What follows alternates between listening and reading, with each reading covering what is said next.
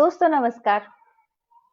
जन विचार संवाद ग्रुप के इस साप्ताहिक आयोजन समय से संवाद में आप लोगों का स्वागत है।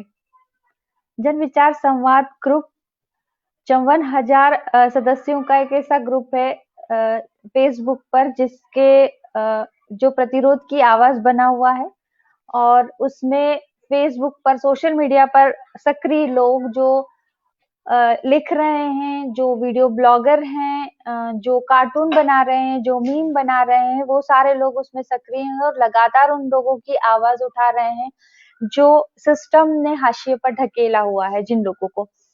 इसी सिलसिले में हम हर सप्ताह किसी ऐसी शख्सियत से संवाद करते हैं, जो अपना काम करते हुए इस समाज को सुंदर और रहने लायक बनाने की कोशिश करता है। इस कड़ी में हमारी आज की मेहमान है डॉक्टर उषा दशोरा। आपका स्वागत है। जी, आपके इस मंच से जुड़कर मुझे बहुत ही सुखद अनुभूति हो रही है। धन्यवाद जी।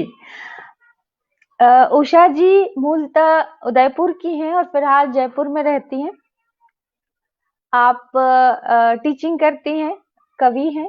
फिलहाल अभी इनका इसी साल 2020 में कविता संग्रह छपा था, भाषा के सरनेम नहीं होते। साथ साथ आप थिएटर से भी जुड़ी हुई हैं और अभी मतलब 2020 में आपने एक शॉर्ट फिल्म बनाई है नीले टमाटर, जिसको राजस्थान फिल्म फेस्टिवल में दिखाया गया है। और आपको 2020 में अपनी कविता संग्रह के लिए दीपक अरोड़ा सम्मान और डॉक्टर रामप्रसाद साहित्य सम्मान मिला है। हमारे इस प्रोग्राम में आपका फिर से स्वागत है। सबसे पहली सवाल जो मैं हमेशा हमेशा करती हूँ, कई बार विचार आता है हमको कि किसी व्यक्ति को ये कैसे पता चलता है कि वो किसी खास काम को करने के लायक है। मतलब आपको पहली बार कब लगा कि आप कविताएं लिख सकती हैं, और पहली कविता पर आपको रिएक्शन क्या मिले, और जो आपने कविता लिखी उसके बाद आपको क्या फील हुआ?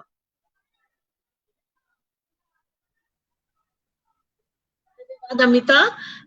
अमिता, कविता से पहले मैं आपको एक बात कहूंगी कि मैं स्कूल में एक डिबेटर थी। मैं वाद विवाद हाँ जी, मैं डिबेट रही हूँ, एक डिबेट बोला करती थी मंच पे। तब तक ये 9th क्लास की बात रही होगी, और भाषण और ये सारी छोटी क्लास में मैं जितने भी 9th से नीचे, लेकिन जब इंटर स्कूल में जाने का मौका मिला और समझ पैदा हुई तो ये 9वीं क्लास की बात हुई। तब तक मैंने कविताएं लिखी नहीं थी और डिबेट बोलने का सिलसिला जारी था। मेरी एक अध्यापिका थी, गुरु थी, डॉक्टर रजनी कुलश्रेष्ठ, उदयपुर में। वो डिबेट लिखती थी और बहुत ही उम्दा तरीके से। उसमें वो ज्यादातर दुष्यंत कुमार की कविताओं को प्रयोग में लाती थी कि मेरी जो कि है, सिर्फ हंगामा खड़ा करना मेरा मकसद नहीं है, मेरी कोशिश है कि ये सूरत बदलनी चाहिए, आग तेरे सीने में लगे या मेरे सीने में। तो इस प्रकार की कविताओं से, कविता की पंक्तियों से, दो दो पंक्तियां, जैसे अगर डिबेट हम बोलते हैं तो उसमें बीच बीच में हम कविताओं को प्रयोग में लाते हैं। पाश की भी होती थी उसमें से। तब तक मैं इनको जानती नहीं थी किसी को भी। धीरे धीरे जब इनको जानने लगी, थोड़ा समय हुआ, कुछ बीता समय, तब और सारे कवियों को, अज्ञे की कविता थी कि जो पुल बनाएंगे वो मारे जाएंगे, इस वो कविता जो है। तो ये सारी कविताओं से साबका उस समय होने लगा, और उसमें कविता लिखने का कोई भी उद्देश्य नहीं था मेरा। बस ये था कि मैं डिबेट बोलती थी और एक अच्छी डिबेटर थी स्कूल में। तब धीरे धीरे इनसे जुड़ाव हुआ।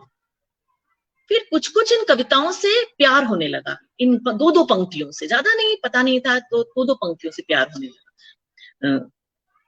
तब कुछ समय बाद धीरे धीरे लगने लगा कि चलो खुद ही कुछ लिखते हैं।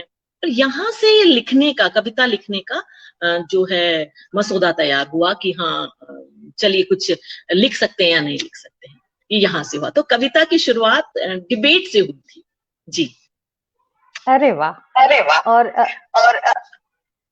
पहली कविता जो आपने लिखी और उसके बाद आपको उसके क्या रिएक्शंस मिले और आपको खुद को क्या फील हुआ? जी, ये भी 9वीं क्लास की ही बात है।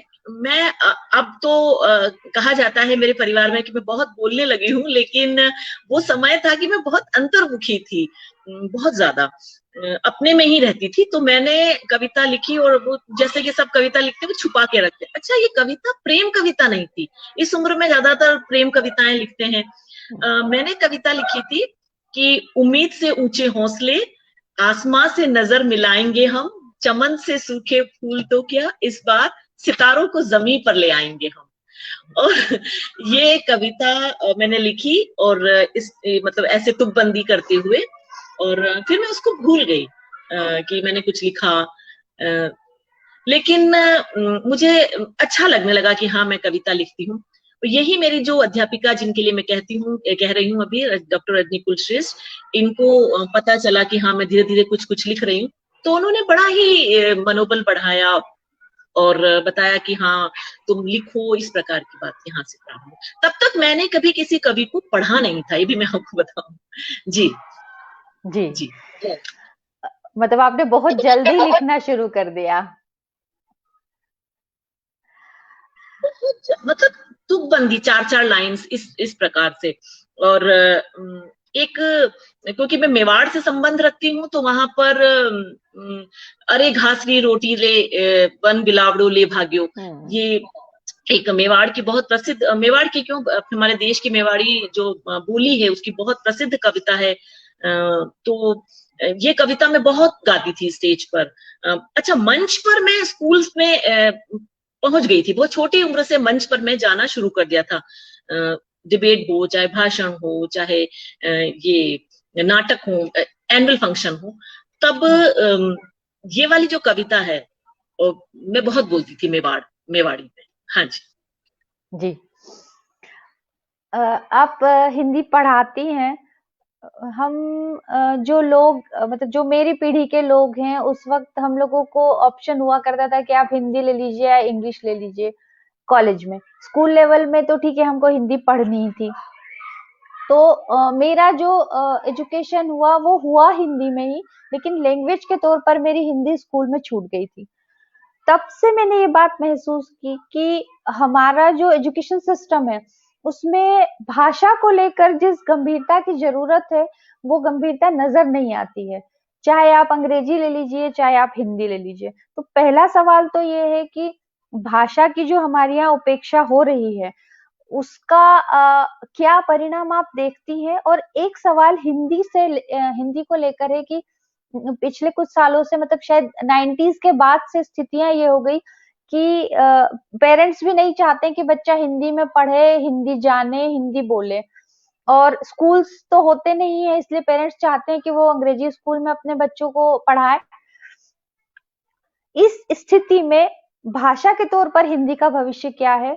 ये आपसे एक अध्यापक होने के नाते सवाल है। और दूसरा सवाल ये है कि क्योंकि आप हिंदी में कविताएं लिखती हैं, तो अब देख रही हूँ कि मीम्स हो रहे हैं और स्टैंड अप कॉमेडीज हो रही है और ये सब हो रहा है। तो इस सब में हिंदी साहित्य के तौर पर हिंदी की क्या संभावना है? थोड़ा बड़ा क्वेश्चन से। जी जी। मतलब एक अध्यापक, मतलब लास्ट 15-16 ईयर से मैं 14-15 साल से ऊपर वाले बच्चों को पढ़ा रही हूँ, हिंदी पढ़ा रही हूँ।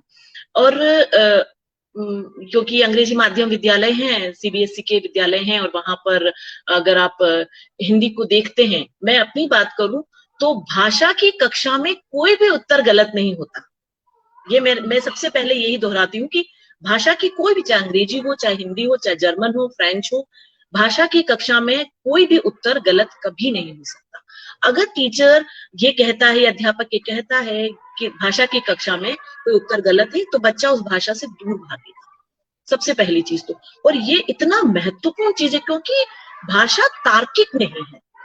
विज्ञान में दूध जो है, विज्ञान विषय में दूध जो है वो 100 डिग्री सेंटीग्रेड पे उबलेगा, ये फिक्स है।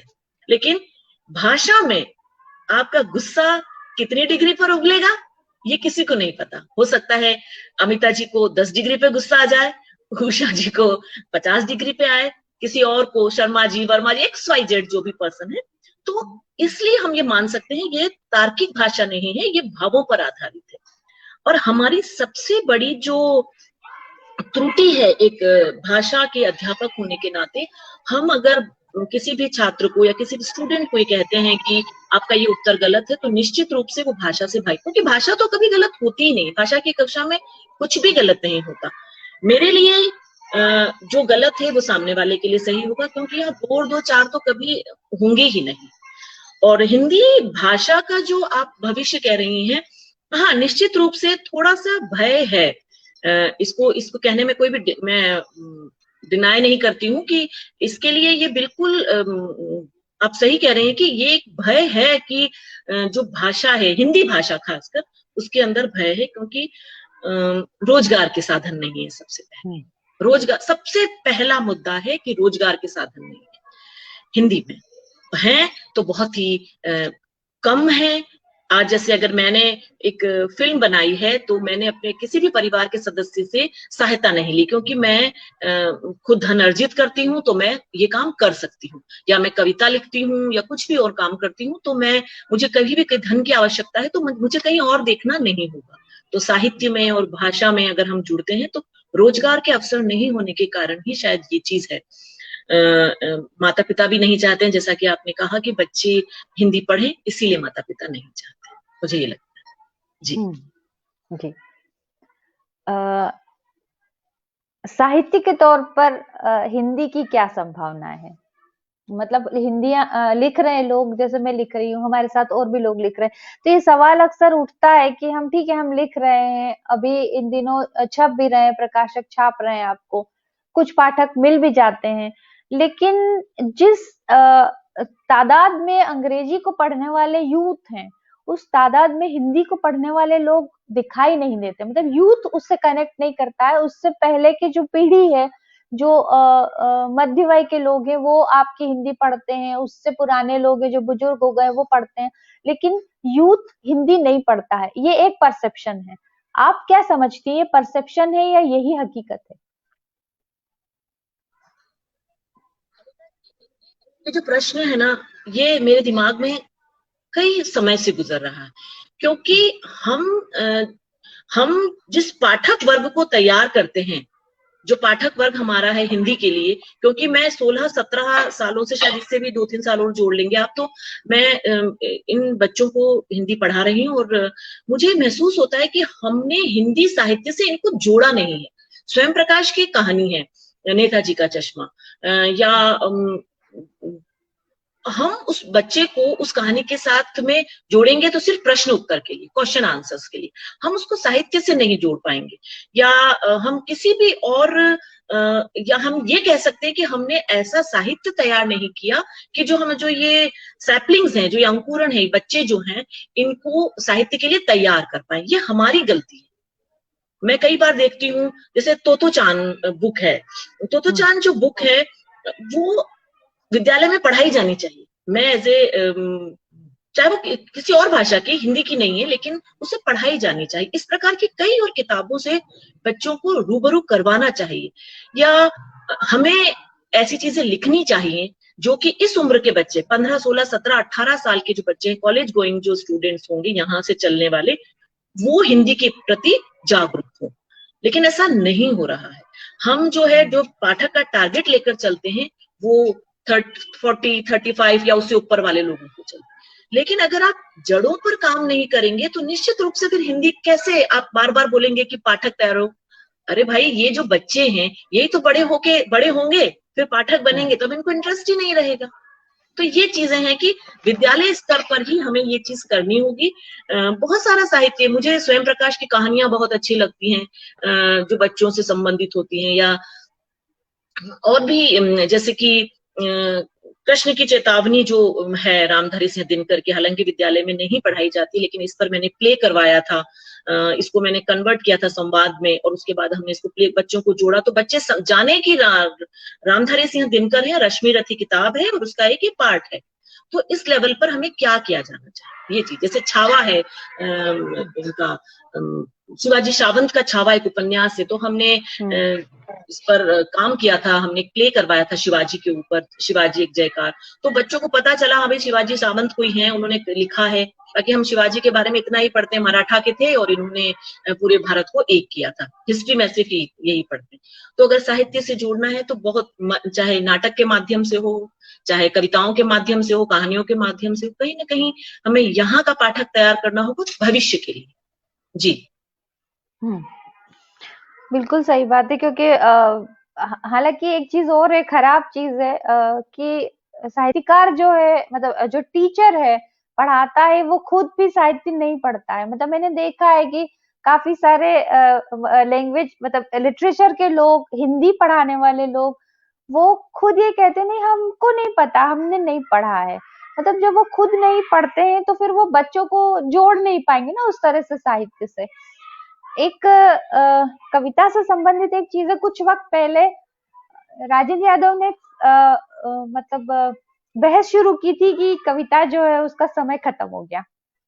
उसके बाद बहुत सालों तक उस पर बहस चलती रही कि कविता की अब जरूरत नहीं है, कविता का समय खत्म हो गया। अभी ये स्थिति हो गई है कि प्रकाशक चाहते हैं कि आप कविता तो हम नहीं छापेंगे, लेकिन आप कहानी दे दीजिए या उपन्यास दे दीजिए तो छाप देंगे हम। इस वक्त में जबकि तमाम साधन हैं मनोरंजन के, और एक चीज है कि हम इतनी तेज जिंदगी जी रहे हैं कि हमारे पास कविता की वो जो मूलभूत संवेदना है, जो वो बहुत बारीक चीज है, वो समझने का हमारे पास वक्त नहीं है। इस वक्त में कविता कहना, कविता लिखना, इसका क्या महत्व है और ये क्यों जरूरी है?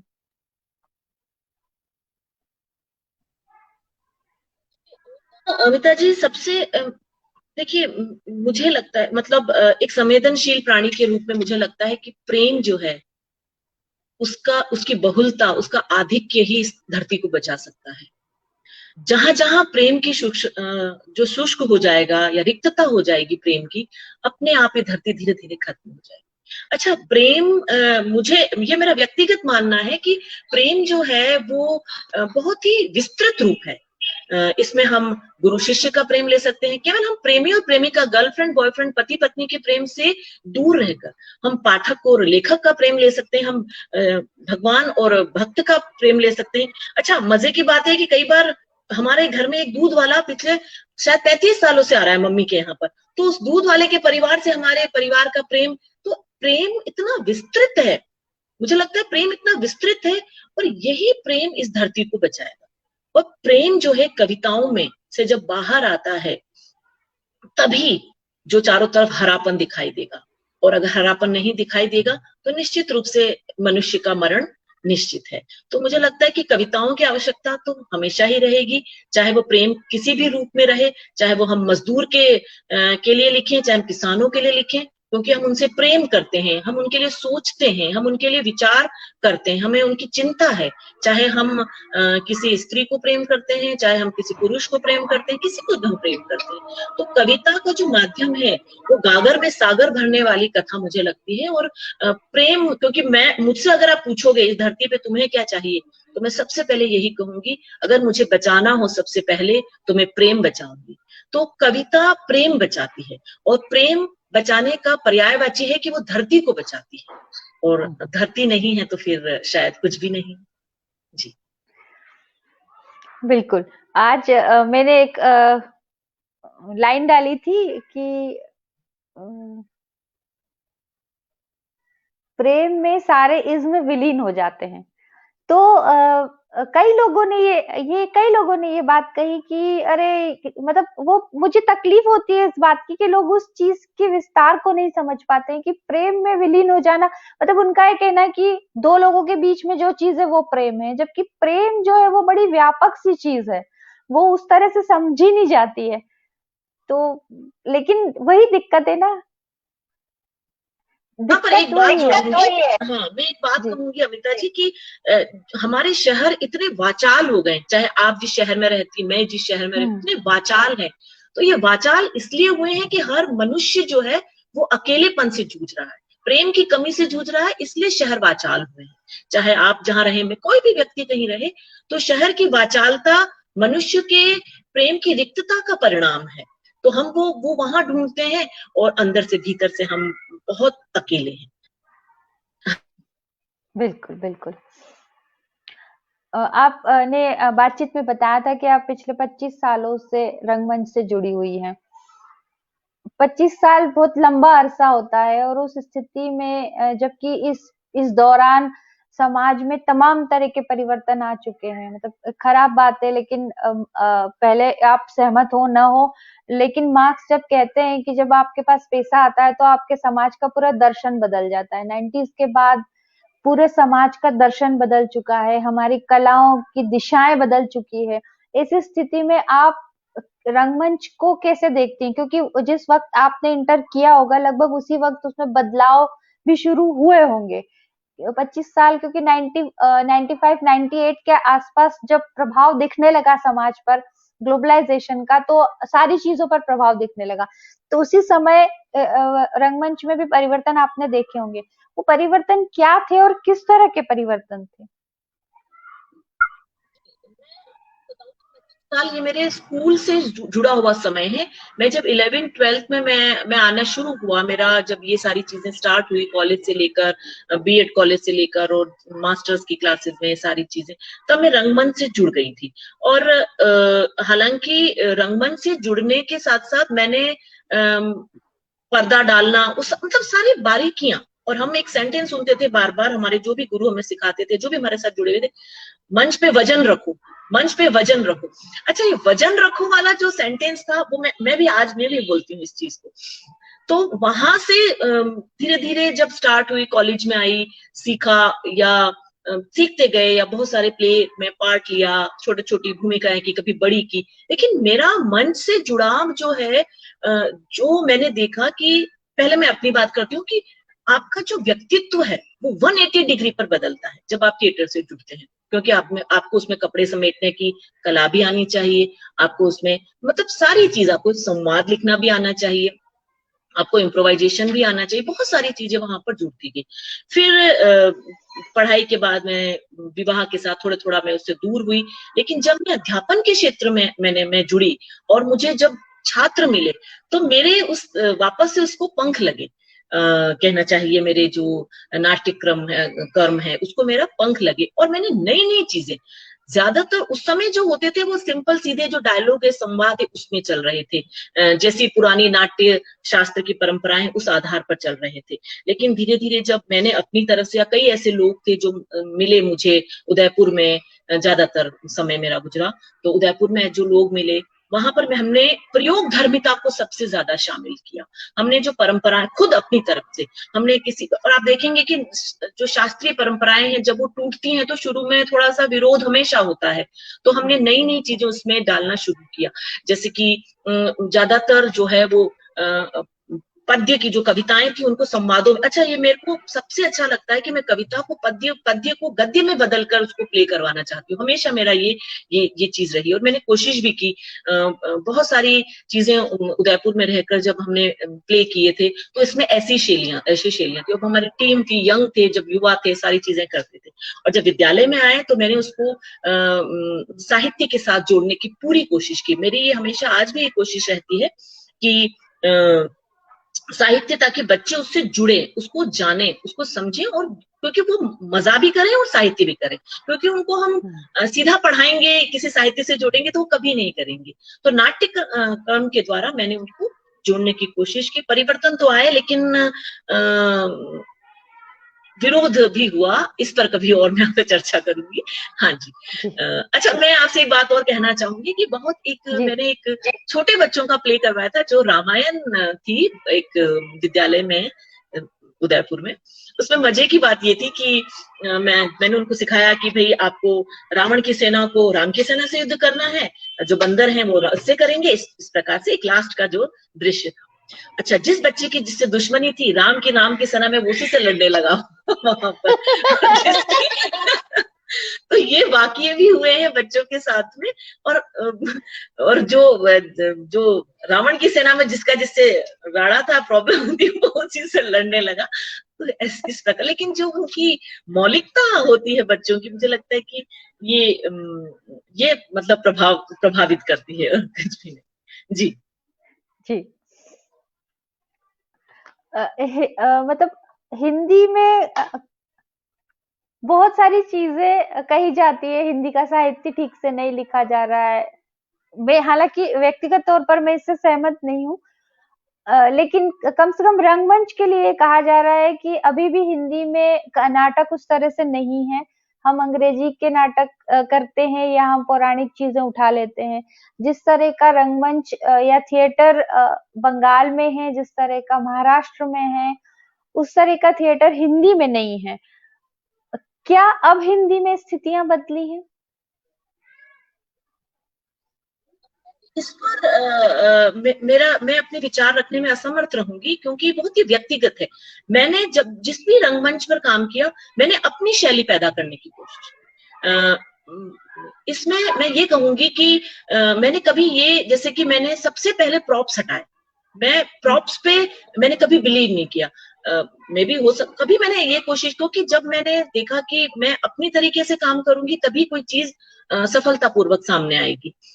तो ये तो आपका कहना बिल्कुल सही है, लेकिन मुझे लगता है कि मैं अभी इस संबंध में मुझे अभी वो उस स्तर पर नहीं हूं कि मैं इस संबंध में बोलूं हिंदी के रंगमंच के ऊपर। लेकिन हाँ, जहां मैंने जब जब रंगमंच पे काम किया, चाहे मैं स्कूल के कॉलेज में थी, स्कूल तो बहुत था, हम टीचर्स के अकॉर्डिंग ही हम चलते हैं, लेकिन कॉलेज में जब भी मैं गई तो हमने अपने तरीके से काम किया। जब हमने शुरू किया कि अभी जब मैं विद्यालय में काम करती हूँ या मैं सोचती हूँ कि मैं ऐसा करूंगी, जैसे अभी मेरे विचार में है कि मैं कम से कम 100-150 महिलाओं का एक प्ले करना चाहती हूँ, जो कि कभी किसी लिम्का में या गिनीज वर्ल्ड में ये काम आए, जिसमें 5 साल की लड़की से लगाकर 70 साल की महिला भी।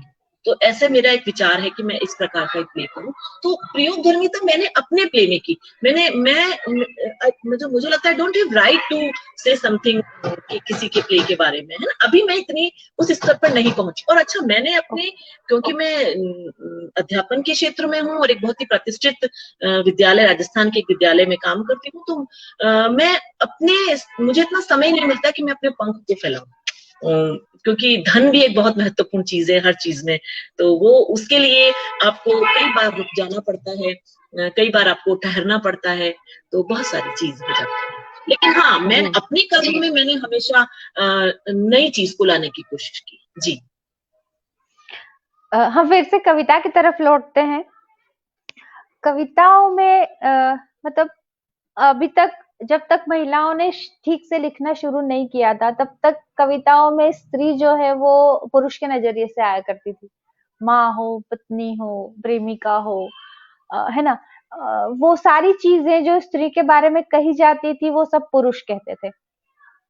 कुछ सालों में, मतलब 50 साल समझ लीजिए आप, उस वक्त में स्त्रियां जब कविताएं लिखना शुरू की, और अब अभी तो बहुत बड़ी संख्या में स्त्रियां कविताएं लिख रही हैं, तो कविताओं में स्त्री क्या, मतलब किस तरह से सामने आ रही है, क्योंकि वो फर्स्ट पर्सन है अपनी बात कहने के लिए, तो वो अपनी चीजें किस तरह से व्यक्त करती है, एक।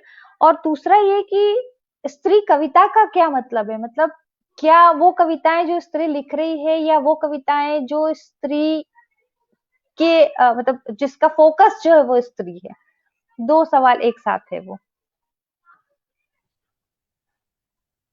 देखो, ये बहुत ही एक स्त्री कविता या कविता में स्त्री जो आप कह रहे हो, क्योंकि मैं जेंडर बायस नहीं हूँ। सबसे क्यों नहीं हूँ, क्योंकि मेरा जो परिवेश था वो, जब हम विज्ञान पढ़कर आए, जिस दिन अभ्रक क्या होता है, तो हमारे पिताजी ने प्रेस खोल दी हमारे सामने, जो आयरन होती वो खोल दी कि ये होता है अभ्रक, इसको ऐसे सीखो। पहले फ्यूज होते थे, जो घरों में जो चीनी मिट्टी के फ्यूज निकाल कर लाइट चली जाती थी, तो वो शायद मैंने बहुत जल्दी लगाना सीखा। या मैंने कहना चाहिए कि और भी ऐसी चीजें, मुझे कभी ये महसूस नहीं हुआ कि ये जो है ये लड़की का काम है, लड़के का काम। तो अभी ये भी बहुत व्यक्तिगत है कि अभी वर्तमान में भी जब मैं ये देखती हूँ कि स्त्री के बारे में ये, तो मुझे थोड़ा सा, क्योंकि मेरी कविताओं में पिता बहुत आए हैं, मेरी बहुत सारी कविताओं में मैंने कम से कम 15-16 कविता मेरी खुद की ऐसी हैं जिसमें मैं पिता को सामने लाई हूँ, बेटी और पिता। तो मैं कभी इस चीज को समझ ही नहीं पाई कि स्त्री कविता भी कोई चीज होती है। कविता कविता होती है, और स्त्री का अलग है, चाहे पुरुष है स्त्री, उसको हम उससे जोड़ नहीं सकते, जेंडर के साथ हम कविता को जोड़ नहीं सकते। मुझे आज भी ये चीज समझ में नहीं आई। मैं अभी थोड़े दिन पहले गुनाहों का देवता मैंने वापस पढ़ रही थी। मैं उसमें जब मैं पढ़ रही थी तो मैं बार बार ये महसूस कर रही थी कि उसमें कई पंक्तियां ऐसी है कि स्त्री जो है वो उसके पुरुष के चरण में पड़ी। बार बार ये उसमें कम से कम 50 बार ये वाक्य होगा कि स्त्री जो है, जो महिला पात्र है उसमें, सुधा और एक है ना, तो वो बार बार उसके चरण में पड़ रही है, चरण में पड़ रही है। तो मुझे लगता है कि क्या आपने जो भी प्रश्न उठाया कि, या कोई भी उठा के आप देखें साहित्य पुराना बहुत, जिसमें नॉवेल की बात कर रही हूं मैं या कहानी की, कि स्त्री को ऐसे ही पात्र के रूप में रखा गया। या उसमें एक पंक्ति जो मुझे सबसे ज्यादा विचलित करी कि वो थी वो इतनी सुंदर नहीं थी लेकिन इस टाइप से कोई वाक्य था, उसपे भी मुझे बड़ा, मतलब उसमें मैंने शायद कहीं लिखे हुए भी हैं ये वाक्य कि ये, या मैंने पद्मावत जब पढ़ा था मास्टर्स में, तब मैंने देखा कि वो कह रहे हैं मोहम्मद मलिक जायसी कि दूध से धुली हुई स्त्री, दूध सी जो भी है ना, धवल चांदनी जैसी। तो गलती किसकी है ये गलती ये किसकी है? ये हमारे उन साहित्यकारों की गलती है जिन्होंने ये इस प्रकार की स्थिति हमारे सामने पैदा करी, और उसके बाद उन्हीं की गलतियों का परिणाम हम आज तक भुगत रहे हैं। क्योंकि गुनाहों के देवता में आप, या कोई भी नॉवेल, ये क्योंकि मैंने लेटेस्ट अभी पढ़ना खत्म ही किया है 5-6 दिन पहले, मुझे ये महसूस हुआ कि फिल्मों का जितना आधार रहा वो भी उन्हीं का आधार लेकर आगे बढ़े। या जो भी, या हम जायसी को जितनी बार मैंने पढ़ा था मास्टर्स में, उसमें हर बार मैं ये देख रही हूँ कि आप सुंदरता की बात कर रहे हैं तो बार बार आप रंग की बात कर रहे हैं, या बार बार आप नयन की बात कर रहे हैं, नयन नक्श की बात कर रहे हैं। तो ये बात मुझे कविता में महसूस, आप जो बात कर रही हैं कि स्त्री कविता, तो मैंने कभी स्त्री को कविता से जोड़कर देखा ही नहीं। तो ये प्रश्न मुझे कभी समझ ही नहीं आता, ये मैं आपको बताना चाहूंगी। और आवाज, अभी जो स्त्रियां इतनी सारी कविता लिख रही हैं, मुझे लगता है कि खुलकर लिख रही हैं, क्योंकि आत्मविश्वास के साथ लिख रही हैं। इतना आत्मविश्वास जो कविताओं में मुखर हो रहा है, इतना सामने आ रहा है, तो लग रहा है कि शायद परिस्थितियां बदले और हम बहुत सोच समझकर शब्दों का चयन करें। हम इतना शब्दों का समझ कर चयन करें, क्योंकि आने वाली, आज से 100 साल बाद की जो पीढ़ी है, स्थितियों को बदल दे, और वो सिर्फ साहित्य ही बदल सकता है और कोई नहीं बदल सकता। जो भी साहित्य आप उठा लो, वहां स्त्री चरणों में पड़ रही है, दासी बोल रही है, या तुम्हारे जो भी है रंग पे बात हो रही है, नयन नेक्स्ट पे बात हो रही है। तो मुझे इस पे बहुत अपोज है, और ये मैं खुला, इसका मेरा विरोध है, ये चीज है जी। आपने बताया आपको यात्राएं करना पसंद है, मतलब व्यक्तिगत तौर पर भी यात्रा करते हैं, तो मतलब मुझे खुद भी महसूस होता है कि विस्तार करती है यात्रा, आपके अनुभव क्षेत्र में विस्तार होता है, आपकी समझ को विस्तृत करती है, आपको ज्यादा उदार बनाती है।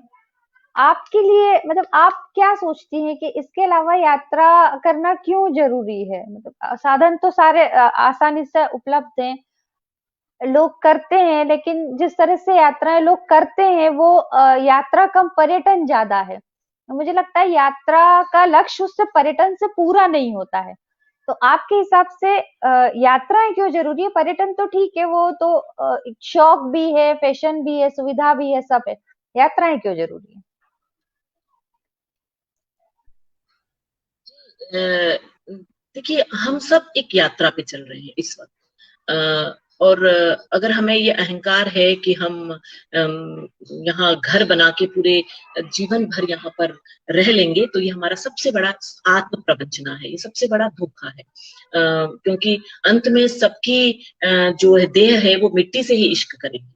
तो ये यात्रा जो है वो तो पैदाइशी हमारे भीतर है, और मैं यात्राएं करती हूँ। मुझे जंगल, पहाड़, पेड़, इनसे बहुत ज्यादा प्यार है। इसका कारण भी है, उदयपुर का एक बहुत छोटा सा कस्बा है, वहां पर मेरा जन्म हुआ, जो चारों तरफ अरावली से घिरा हुआ है, और ज्यादातर समय में वहां पहाड़ों पर चढ़ना बच्चों के साथ, इस प्रकार की चीजों में नहीं।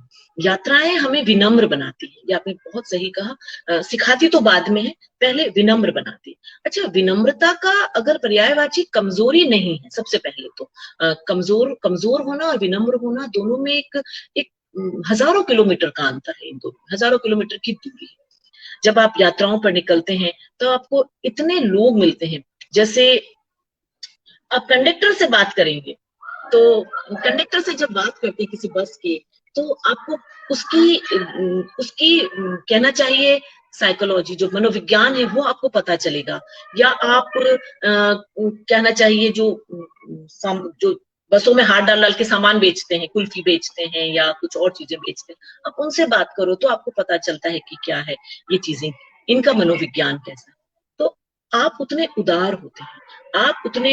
एक बार मैं ऐसी बस में चढ़ी हूँ जहां जिसमें बकरियां थी, जोधपुर की एक यात्रा थी और जोधपुर का एक गांव था, उसमें बकरियां थी। और अब जानकर मतलब मुझे उस बस से उतरने की इच्छा नहीं, मेरे कॉलेज समय की मैं आपको बात बता रही हूँ, मुझे उस बस से उतरने की इच्छा नहीं हुई कि उसमें, क्योंकि वो एक ग्रामीण परिवेश में बस थी, राजस्थान रोडवेज की, और उसमें बकरियां थी और छोटी छोटी बकरियां थी। तो मैं बहुत देर तक उनके साथ खेलती रही और मुझे महसूस हुआ कि ये भी एक जीवन है। अरे पहले तो आश्चर्य, अरे बकरियां बस में चढ़ रही हैं। तो ये आश्चर्य जीवित रखती, एक तो यात्राएं हमें जीवित रखती, हमारे आश्चर्य को जीवित रखती। अगर जिस दिन सूरज उगे और हम कहे क्या है, सूरज तो उगा, रोज उगता है, उस दिन हमारी मृत्यु निश्चित है, वो हम उस दिन मृत्यु हो गए। सूरज उगा, अच्छा, तो ये जो भाव है ये यात्राएं हमें पैदा करती है, आश्चर्य, विचित्रता, विनम्रता। मुझे लगता है हजारों लोगों से मिलने की जो तरीका है, जो उनका बोलने की जो लहजा है, ये सारी चीजें हमें सिखाती हैं। उदयपुर के ज्यादातर जो है वो मेरी बहुत सारी इसमें यादें हैं कि क्योंकि भील और वहां पर ये जाति बहुत है गांवों के अंदर, वहां पर गवरी एक लोक नृत्य होता है, अगर आपको पता हो। गवरी लोक नृत्य जो है वो भील जनजाति का है, उसमें शिव की उपासना के लिए वो प्ले करते हैं। मेरा रंगमंच से जुड़ना बचपन से वहीं से शुरू हुआ, वो सड़क पर गोला बना के करते हैं। मैं घंटों उनको खड़े होकर देखा करती थी, उसमें पुरुष पात्र ही स्त्री का प्ले करते थे, और ये बहुत ही प्रसिद्ध, अब तो शायद धीरे धीरे विलुप्त हो रहा होगा, लेकिन मेरी मेमोरीज में, मेरी यादों में वो अभी भी है। तो इस प्रकार की कई चीजें मेरे साथ जुड़ी हुई हैं। आप पर्यटन जो है वो, उससे आप धन से आप पर्यटन का मजा ले सकते हैं, लेकिन यात्रा जो है आपको भीतर से करनी होगी, जो आनंद है वो आपको भीतर से उठाना। जी जी, ये सबसे अच्छी बात कही आपने कि यात्रा जो है वो भीतर से करनी होगी। आपने आपने एक शॉर्ट फिल्म बनाई है, नीले टमाटर। थोड़ा सा उसका जो टाइटल है वो बड़ा उत्सुकता जगाने वाला है, टमाटर नीले कैसे हुए? तो आप ये बताइए कि क्या किस विषय पर है ये फिल्म, और आपको ये विचार कैसे आया कि इस पर फिल्म बनाने की जरूरत है?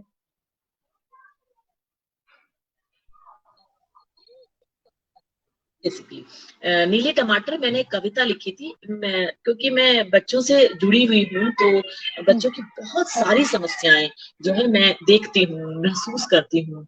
और आप ये भी कह सकते हैं कि बच्चे मुझे आके अपनी बातें बताते हैं, या मैं शायद वो मेरी आंखों में देखते हैं कि मैं उनसे कुछ उनकी बात लेना चाहती हूँ, या वो जो उनकी सुनी आंखें हैं, मैं उनको चाहती हूँ कि मुझे बताएं। इस टाइप से मेरे भीतर उनका कनेक्शन होता है। तो ये एक कविता थी, और मैं कहने में हिचकिचाऊंगी नहीं कि हमारे बच्चों का जो किल करते हैं, उसका उसमें जो एक कहना चाहिए अंश होता है, कभी कभी माता पिता का भी होता है और समाज का भी होता है। हम भाषा के द्वारा अपने बच्चों को सबसे पहले मारते हैं, क्योंकि ये भाषा ही है जो हमें हमारे बच्चों को एक स्वस्थ, हमारे बच्चों के रूप में हमें एक स्वस्थ नागरिक दे सकती है, या फिर एक बुझा हुआ नागरिक दे सकती है। राजेश जोशी की कविता है कि बच्चे काम पर जा रहे हैं। जितनी बार, ये सीबीएसई की कविता है, सीबीएसई के कोर्स में चलती है कविता, जितनी बार हम पढ़ते हैं उतनी बार मुझे महसूस होता है कि मैंने मेरे बच्चों को तो पढ़ा दिया, लेकिन उन बच्चों का क्या जो सड़कों पर घूम रहे हैं। तो यही बच्चे बड़े होकर अपराधी बनेंगे और मेरे पढ़े लिखे बच्चों को लूटेंगे, मारेंगे, जो भी हम सोसाइटी में अपराध देखते हैं। तो देखो, जड़ जो वहां से आज से 50-55 साल पहले राजेश जोशी जी ने ये कविता लिखी थी, लेकिन उसका समाधान कुछ भी नहीं हुआ। तो इस प्रकार की कई समस्याओं से मैं गुजरती हूँ, लेकिन नीले टमाटर एक कविता थी और मेरा बहुत समय से ये था कि मैं एक शॉर्ट मूवी बनाऊंगी, क्योंकि मैं थिएटर में काम कर रहा है और मैं करती हूँ और अब बच्चों से जुड़कर भी थिएटर करती हूँ। तो एक स्वप्न था। तो लॉकडाउन में क्योंकि बहुत समय मिला, तो उसमें हमने 1.5 महीना जो है इस पर पहले मैंने रिसर्च करी, क्योंकि ये मेरे लिए भी एक बहुत नया था। तो क्योंकि अब मैंने गूगल से बहुत चीजें सर्च करी कि किस प्रकार से काम होता है, कैमरा कैसे वर्क करता है, और क्योंकि टेक्निकली मैं साउंड नहीं थी। आप संवाद के लिए कहो या स्टोरी के लिए कहो, सब कुछ था, एक्टिंग में भी सब कुछ था, निर्देशन भी सब कुछ मैंने किया हुआ है, तो मुझे पता था क्योंकि थिएटर में था वो।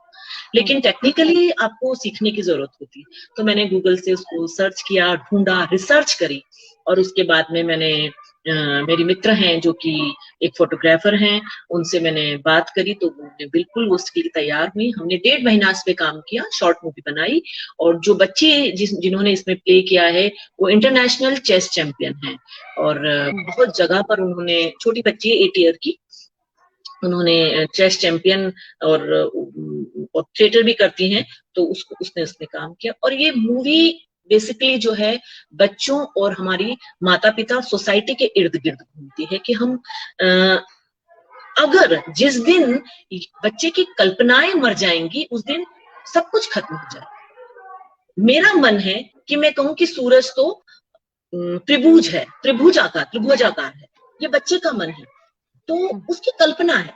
क्योंकि जब किसी व्यक्ति ने कहा था कि धरती गोल है, तो लोगों ने उसको भी मारा था, उसको खत्म कर दिया था। तो ये कल्पना को जब हम मारना शुरू करेंगे तो बच्चा दब जाएगा और नई चीजें सामने नहीं आएंगी।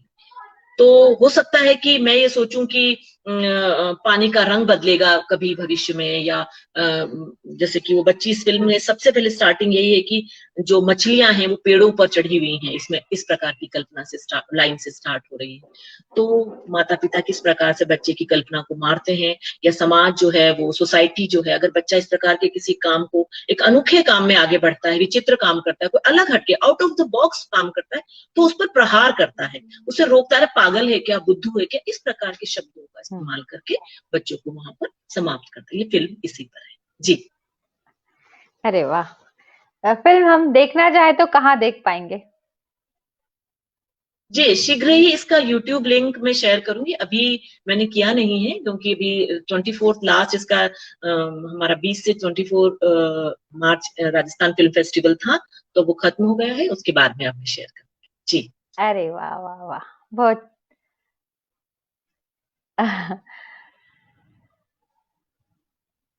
आप क्योंकि बहुत सारे काम करती हैं, मतलब थिएटर से भी जुड़ी हुई हैं, कविताएं भी लिखती हैं और फिल्म भी बनाई है आपने।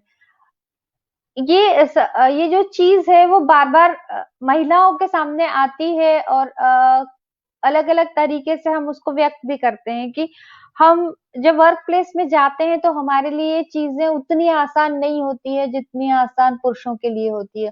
वो दोनों तरफ से है, परिवार के तौर पर भी है, मतलब व्यक्ति जब महिला जो घर से बाहर निकलती है तो वो अपने घर पर बहुत सारी चीजें छोड़ कर जाती है, और जब वो बाहर जाती है तो वो वहां से बहुत सारी चीजें घर लेकर आ जाती है। तो जो दो तरफा दबाव किसी भी महिला के जिंदगी में होते हैं, प्रोफेशनल लाइफ में होते हैं, तो उससे आप कैसे डील करती हैं?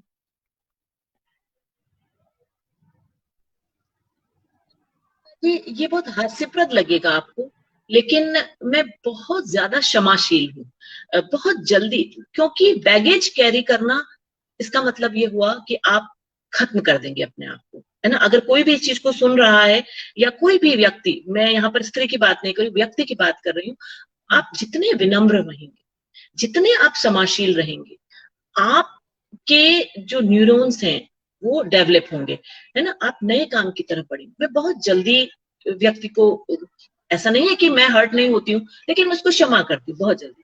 और मेरा जो मेडिटेशन है, मैं हर व्यक्ति को, चाहे उसने मेरे से बुरा किया हो, ये व्यक्तिगत मैं आपको बता रही हूँ, और ये मुझे लगता है कि बहुत हास्यप्रद भी हो सकता है, ये किताबी भी लग सकता है किसी को, लेकिन मैं उसके लिए दुआ मांगना शुरू करती हूँ। अगर मान लीजिए कभी किसी ने मेरे को हर्ट किया या मुझे दुख हुआ पहुंचा, तो मैं उसके लिए दुआ, अंदर ही अंदर दुआ मांगना शुरू कर। दुआ मांगने से क्या होता है, या विनम्र रहने से क्या होता है, क्षमा करने से क्या होता है, आप अपने आप को भीतर से मजबूत बनाते हैं, है ना। ये तो क्योंकि सारी लड़ाई अंदर की है। आप अभी मैं आपको एक नया प्रोजेक्ट बताऊंगी कि मेरा ड्रीम है कि मुझे एवरेस्ट पे चढ़ना है ना, और बछेंद्री पाल से मिलना है। ये मेरा एक नेक्स्ट ड्रीम है कि मैं इसको भविष्य में जरूर करूंगी। और 4-5 शॉर्ट मूवी की जो है मेरे पास रूपरेखा तैयार है, और बहुत सारे लोग इसको इसमें जुड़ने के लिए मेरे साथ में, मतलब इस मूवी के बाद बहुत सारे स्पॉन्सर्स, आप बिलीव नहीं करेंगे, इसमें तो पैसा हमारा लगा, लेकिन स्पॉन्सर्स इस मूवी के बाद बहुत सारे जयपुर के लोग हैं जो तैयार हुए। ऐसा नहीं है कि मतलब आप फिल्म है तो बिना पैसों के बन गई, ये संभव ही नहीं है, पैसा उसमें लगेगा ही लगेगा। लेकिन मेरे को बहुत सारे स्पॉन्सर इसी के साथ में जुड़े। लेकिन ये सब बाहरी आवरण है, भीतर में पहली शक्ति जो आपने पूछा स्त्री के लिए, भारत में स्त्री की जो स्थिति है वो किसी से छुपी हुई नहीं है, चाहे कितनी भी बड़ी बड़ी बातें कर ले, लेकिन स्थिति वही। लेकिन मैं अपने आप को स्त्री से पहले एक मनुष्य के रूप में देखती हूँ, और ये जो 3 चीजें मैंने आपको बताई वो मेरे खुद को मजबूत करने का काम करती है। मुझे लगता है कि अगर आप अंदर से मजबूत नहीं हो, आप कुछ नहीं कर पाओगे, क्योंकि कुढ़ना, चिढ़ना, जेलसी, ईर्ष्या, ये आप खत्म कर देती है ना। तो जब आपको खत्म कर, मैं 4 बजे अपना, मैं मॉर्निंग से निकलती हूँ, 4 o'clock में घर आती हूँ। उसके बाद में मैं अपना परिवार भी देखती हूँ, उसके बाद में मैं अपना कविताएं भी पढ़ती हूँ, किताबें भी पढ़ती हूँ, लिखती भी हूँ। और अभी जैसा कि आपने बताया कि आपको मैंने बताया कि फिल्म है और बहुत सारी और भी चीजें चल रही हैं। और मेरा ड्रीम है कि मैं बेस कैंप करूं, और बेस कैंप करूं, बछेंद्री पाल से मिलूं, और निश्चित तौर से मैं कभी लाइफ में एवरेस्ट चढ़ूं। उसके लिए मुझे बहुत मेहनत करनी होगी, क्योंकि हाइकिंग और ट्रैकिंग मेरा पैशन है। मैं आपको एक और बात बताना चाहती हूँ कि एवरी संडे जो मेरी छुट्टी का दिन होता है, मैं 4:30 बजे उठती हूँ और 5 बजे मैं घर से निकल जाती हूँ ट्रैकिंग के लिए। जयपुर के आसपास जितने भी क्षेत्र हैं, कम से कम 100 किलोमीटर के दायरे में जितनी भी अरावली हैं, अरावली के जो भी जगह हैं, वो मैंने कवर करी हुई हैं। 10 किलोमीटर जितना भी होता है वो सारी मैंने करी है। तो क्योंकि मेरा शौक है, ये मेरा, मुझे पसंद है, तो ये सारी चीजें भी मैं करती हूँ। ये बताना इसलिए जरूरी है कि एक स्त्री के रूप में मैं क्या करूं, कैसे होगा, मेरे से तो नहीं होगा, ये जो वाक्य है, इसको सबसे पहले तो साइड में कीजिए, है ना। इसको सबको झटके, और जो 3 चीजें मैंने बताई है, भीतर से मजबूत होना बहुत जरूरी है सबसे पहले। ये इसकी ये कहानी है मेरी, सारी चीजें।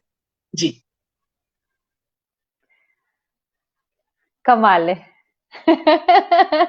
क्योंकि अ, ये तो मैं भी समझती हूँ, मैं इसको अलग तरह से समझ।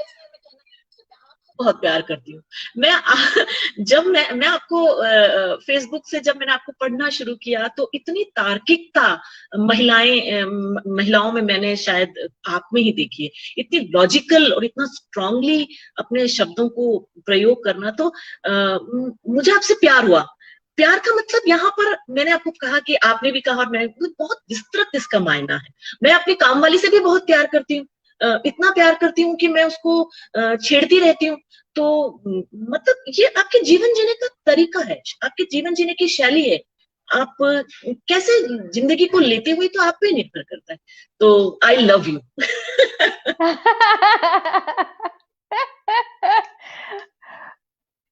मैं भी ये जो चीज है जो आपने कही कि आप क्षमाशील हैं, मैं इस तरह से देखती हूँ चीजों को कि जो बैगेज वाली बात है वो मुझे भी लगती है कि क्यों हम बैगेज लेकर चलें, क्योंकि हम जितना बैगेज हमारे साथ रखेंगे, हमारी जो यात्रा है वो और ज्यादा मुश्किल होती चली जाएगी।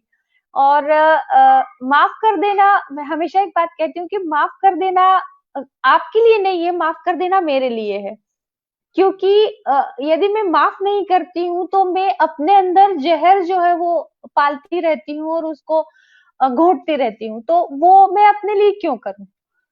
ये मतलब मेरे जीने का फंडा है। लेकिन आपकी बात जो है मुझे बड़ी अच्छी लगी कि आप दुआ करती हैं, दुआ करती हैं, ये बड़ी मजेदार बात है। और ये मुझे लगता है कि ये फॉलो करने वाली बात है कि आपको यदि कोई हर्ट करता है तो उसके लिए आपको दुआ करनी चाहिए कि उसको सद्बुद्धि आए। मैं उसको उस तरह से लेती हूँ। समय हो चला है, एक आपसे एक कविता सुनना चाहेंगे, कोई जो आपको पसंद हो। अपनी।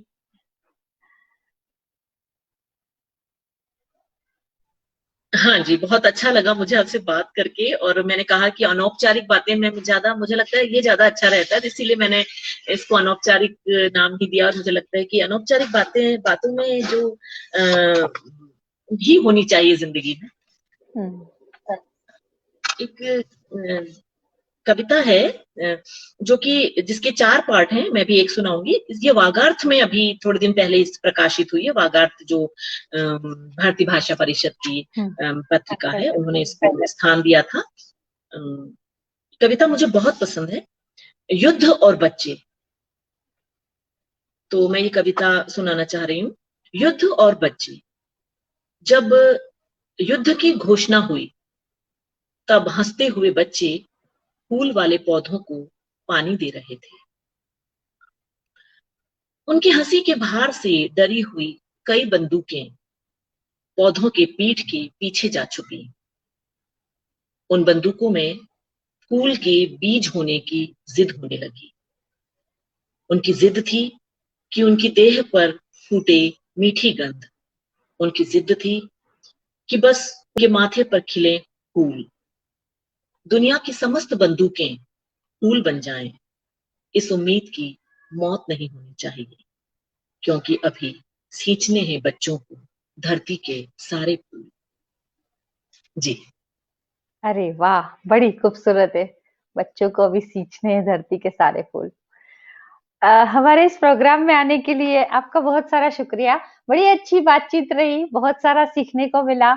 हम फिर से बात करेंगे किसी दिन, और अदरवाइज तो करेंगे ही। आपका बहुत शुक्रिया।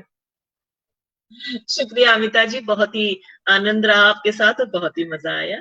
धन्यवाद जी आपका बहुत बिल्कुल। बहुत। जी। जी जी। दोस्तों, इस सप्ताह इस कार्यक्रम को हम यही समेट रहे हैं। अगले सप्ताह किसी नई शख्सियत के साथ फिर से मिलेंगे। नमस्कार।